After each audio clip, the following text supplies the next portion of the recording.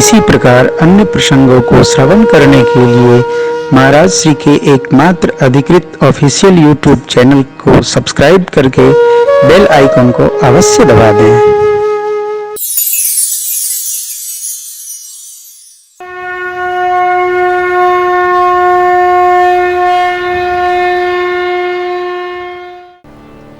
गुरुदेव भगवान ने कहा, हे राम जी, आप धर्म के पुल हैं।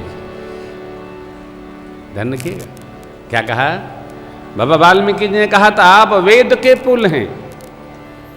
बाबा विश्वामित्र जी ने कहा आप धर्म सेतु पालक हैं। गुरुदेव भगवान वशिष्ठ जी कह रहे हैं आप धर्म के पुल हैं, करुणा के घर हैं। ऐसा आप क्यों नहीं कहेंगे महाराज? लोग बड़े दुखी थे। यहाँ चित्रकूट में जब से आए हैं तब से सबके चेहरे पर, सबके श्रमुख पर प्रसन्नता दिख रही है। सब गदगद हैं, आनंदित हैं। 2-4 दिन आपका दर्शन करके सबको विश्राम प्राप्त। प्रभु गुरु आज्ञा से आश्रम पर भगवान जीव कोई हो, कहीं भी रहे, कैसा भी कर्म करे, सरकार अन्यथा नहीं करते।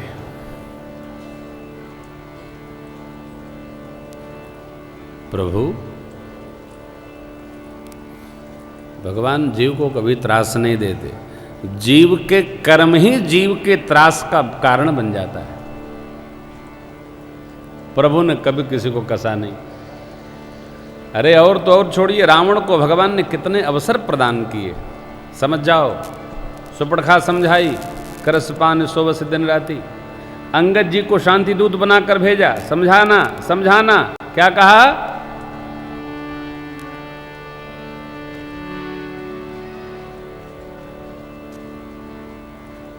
काज हमार तासु हित होई, रिपुसन करे हो बतकही सोई। उससे ऐसी बातचीत करना हमारा काम बने और उसका भला हो। कभी किसी का बिगाड़ नहीं करना चाहिए, कभी किसी का दिल नहीं दुखाना चाहिए, कभी किसी को त्रास नहीं देना चाहिए। हमारा बन जाए चाहे फलाना का बिगड़े, ऐसा नहीं करना। ये आसुरी प्रवृत्ति है, कभी नहीं करना चाहिए। हमारे घर में दुआरे बरेड़ा हो और पड़ोसी के यहाँ पानी गिरे, ऐसा आदमी ठीक नहीं। हाँ, आजाद करने का आदमी नहीं, कूड़ा आदमी। हमार बढ़िया चमके और दूसरे का कूड़ा घर होए, हाँ हाँ, अच्छा आदमी नहीं, साधु आदमी नहीं हो, असाधु है। इनकर संग सदा दुखदाई, कदापि नहीं करे। गुरुदेव भगवान की आज्ञा हुई। श्री अवध की प्रजा जो वहाँ विराज रही है, सब लोग तिहुकाल स्नान करते हैं, मंदाकिनी जी का भगवत स्मरण करते हैं, रमा नमन पद वंदन करते हैं, प्रभु दर्शन करते हैं। क्यों? सब में भगवत बुद्धि है। ध्यान रखिएगा, भगवत बुद्धि सब में नहीं आती है। मैंने कल भी एक बात रखी थी, हम कथा में हैं, कथा सुन रहे हैं, कथा समझ रहे हैं, कथा जी रहे हैं। एक सुखद घटना है, ये बड़ा मुश्किल है।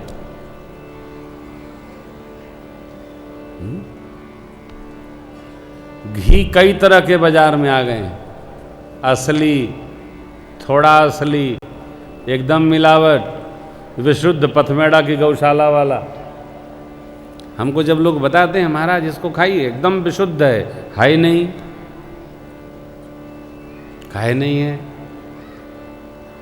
घर में गौशाला है महाराज, 20 गौ माताएं हैं, उन्हीं का दूध है। जाके देखा गौशाला, जर्सी गाय रखे, उसका दूध भी जहर है और घी तो जहर है ही है। जर्सी का दूध किसी काम का नहीं। आप महीने भर पी लो, शुगर की बीमारी हो जाएगी।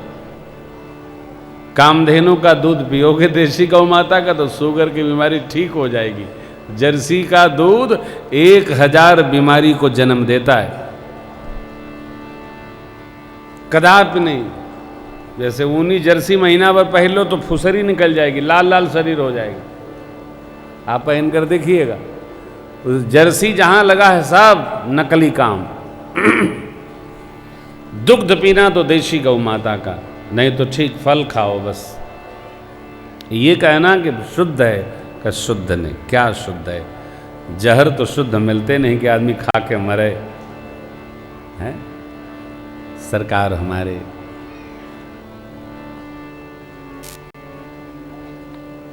अरे प्रभु सब दर्शन करते आनंदित होते हैं। कोल भी लोग ला करके सेवा देते हैं। पूरी प्रजा को कोल भीलों ने सेवा समर्पित कर दी। लोग देखिए, दो बात ध्यान रखना, जिसके पॉकेट में पैसा होता उसको पैसे का बड़ा अभिमान होता है। उसको लगता है पैसे से चाहे जो प्राप्त कर लेंगे। ये अज्ञानता है। पैसे से आप सब कुछ प्राप्त कर सकते हो, पैसे से न भगवान मिलते हैं, न भक्ति मिलती है, न प्रेम मिलता है, न मर्यादा बनती है। पैसे से आप केवल सामान खरीद सकते हैं, ये चारों वस्तु नहीं। पैसे से प्रेम कैसा? लेकिन हाँ भाई, न मिले तो लोग चेहरा बनाते हैं, चाहिए साहब। परंतु जिसके पास है उसको लगता है ये सबसे महत्वपूर्ण वस्तु है। जबकि चाहे धर्म करो, सत्संग करो, व्रत करो, जप करो, तप करो, तीर्थ करो, दान करो, पैसा दूसरी कोटि है। धर्म अर्थ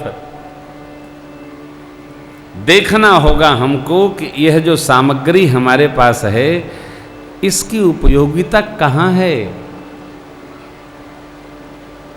कहाँ हम इसको व्यय कर सकते हैं, कहाँ दे सकते हैं।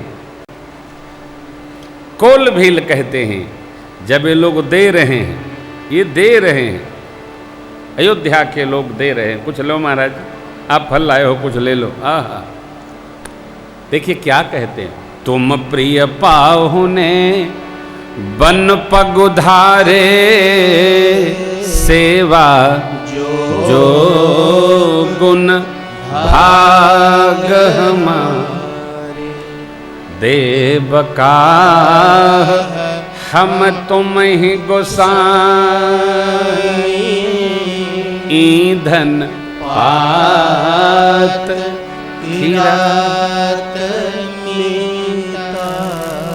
हम लोग आपकी क्या सेवा कर सकते हैं? हमारे साथ रहना ईंधन और पात की मैत्री जैसा है, आग और खौर। हम आपको क्या दे सकते हैं? अरे हमारी तो इतनी ही बड़ी सेवा है कि आप जो लिए हो हम वो न छीन लें। यह हमारी अति बड़ी सेवकाई, ले ही न बासन बसन चुराई। ध्यान रखिएगा, चोरी कोई जान के नहीं करता और अपराध आदमी अनजाने में नहीं करता। पहली बात जान के नहीं करता, अपराध अनजान बस नहीं करता। अपराध आदमी जान कर करता है, और चोरी किसी भी जन्म के कर्म के दबाव बस, इसको प्रारब्ध कहते हैं, आदमी कर लेता है। हरिद्वार में एक सिद्ध पुरुष हुए, उनकी कुटिया पर दो उनके बड़े प्रिय सेवक थे। देखिए कथा बड़ी अद्भुत है। दोनों बड़ी सेवा की है, लगभग 15 वर्ष तक सेवा की है।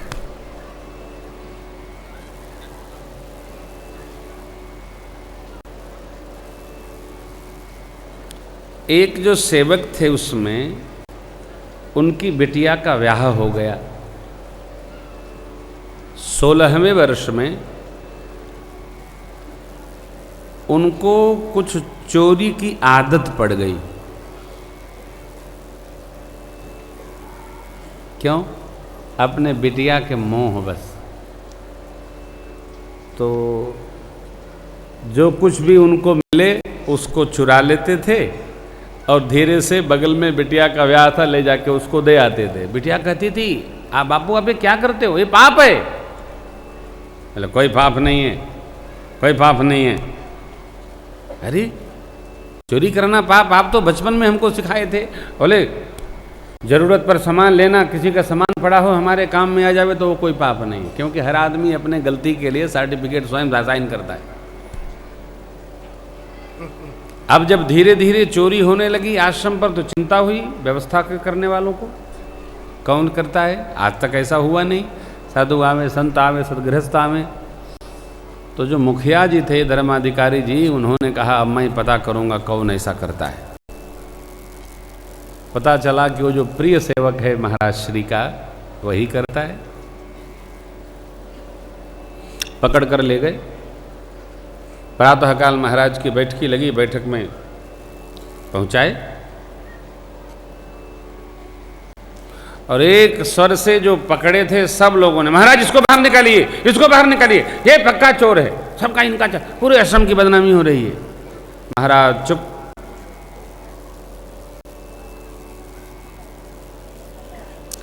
जब सब विरोध कर रहे हैं तो अकेले महाराज, अकेला चना क्या भांड फोड़ेगा। सारे आश्रम के लोग बाहर निकालिए, चोर है, पक्का चोर है, पकड़ा गया रंगे हाथ।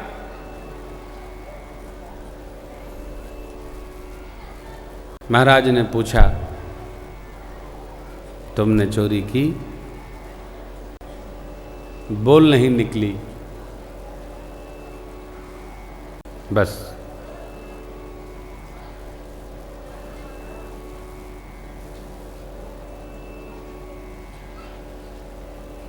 अभी महाराज पूछ ही रहे थे कि फिर 5 लोगों ने वही, आश्रम से बाहर निकालिए, आश्रम से बाहर निकालिए। अरे अब गुरु महाराज ने बोलना प्रारंभ किया,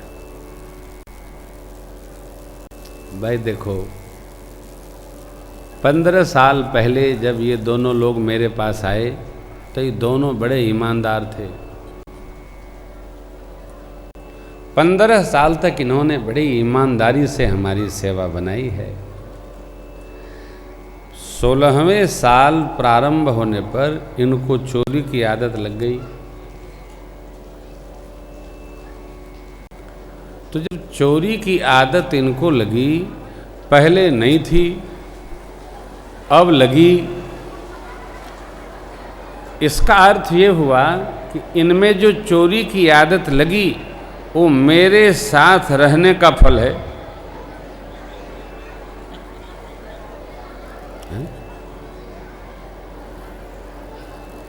मेरे साथ रहने के प्रभाव से इनको चोरी की आदत लग गई।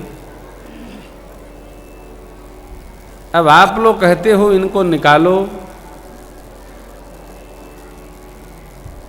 तो आदमी डॉक्टर के पास जाता है कि वो दवा खावेगा तो उसका रोग ठीक हो जाएगा। तो अब इन्होंने दवा खाई और बीमारी और बढ़ गई, तो डॉक्टर उसको अस्पताल से बाहर निकालेगा अथवा वो रख करके चिकित्सा ठीक करेगा। तो भाई आप सब लोगों का निर्णय तो है कि मैं इनको बाहर निकालूं, लेकिन मेरा अपना निर्णय है कि मैं भीखा दास को बाहर नहीं निकालूंगा, मैं इनको अपने पास रखूंगा और फिर इनकी जो बीमारी मेरे संग दोष से पैदा हुई है उसकी दवा करके धीरे धीरे धीरे धीरे ठीक करूंगा। ये जब संवाद शुरू हुआ, महाराज का निर्णय सुनाया जाने लगा, तो महाराज ने उस सेवक को दूर कर दिया। वो आड़ में खड़े होकर सेवक अपने गुरु जी की बातों को बड़ी श्रद्धा से श्रवण कर रहा था। गुरु जी की अपने में ऐसी निष्ठा देखकर, ऐसी ममता देखकर, निष्ठा तो नहीं कहेंगे, अपने प्रति ऐसी ममता देखकर वह सेवक जिसको 16वें वर्ष में चोरी की लत लग गई थी, फूट फूट कर रोने लगा। गुरुदेव के चरणों में आकर गिर पड़ा, कहा गुरुजी मेरे को क्षमा करिएगा, मेरा अपराध हो गया, मेरी बिटिया के राग बस में आ गया, उसने भी मेरे को मना किया, परंतु मेरे किसी जन्म का प्रारब्ध था, मैं नहीं ठीक हो पाया। मैं आपको वचन देता हूँ, आज से मैं किसी की कोई वस्तु स्वीकार नहीं करूँगा, छूँगा तक नहीं। आपको आश्चर्य होगा, वह बालक जो शिष्य था, सेवक था, गुरु सेवा करके एक सिद्ध पुरुष के रूप में आज भी हरिद्वार में प्रतिष्ठित है। शरीर नहीं रहा, लेकिन वो जीव अमर हो गया।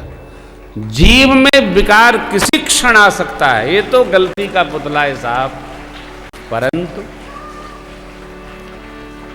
सद्गुरु, माता पिता, श्रेष्ठ संत, साधक विकार को धीरे धीरे धीरे धीरे विचार से निकालकर और सहज निर्मल बना देते हैं।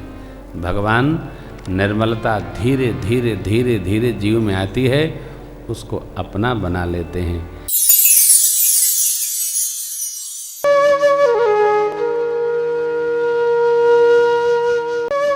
इसी प्रकार अन्य प्रसंगों को श्रवण करने के लिए महाराज श्री के एकमात्र अधिकृत ऑफिशियल यूट्यूब चैनल को सब्सक्राइब करके बेल आइकन को अवश्य दबा दें।